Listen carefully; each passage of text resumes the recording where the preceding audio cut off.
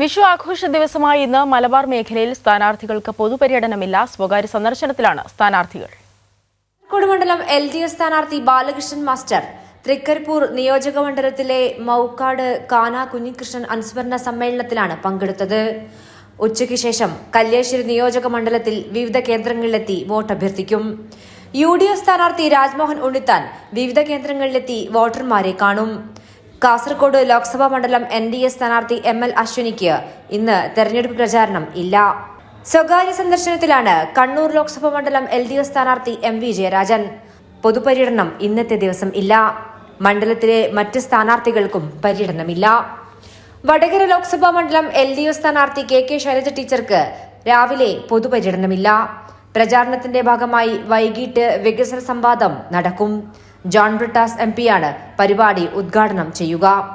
കോഴിക്കോട് ലോക്സഭാ മണ്ഡലം LDF സ്ഥാനാർത്ഥി എളമരം കരീമും സ്വകാര്യ സന്ദർശനങ്ങളിലാണ്. മറ്റ് സ്ഥാനാർത്ഥികൾക്കും പ്രചാരണമില്ല.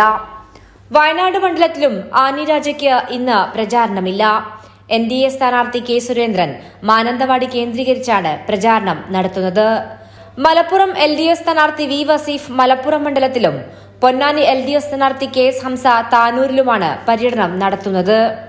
മലപ്പുറം UDF സ്ഥാനാർത്ഥി ET മുഹമ്മദ് ബഷീറിനും പൊന്നാനി UDF സ്ഥാനാർത്ഥി സമദാനിക്കും രാവിലെ പര്യടനം ഇല്ല.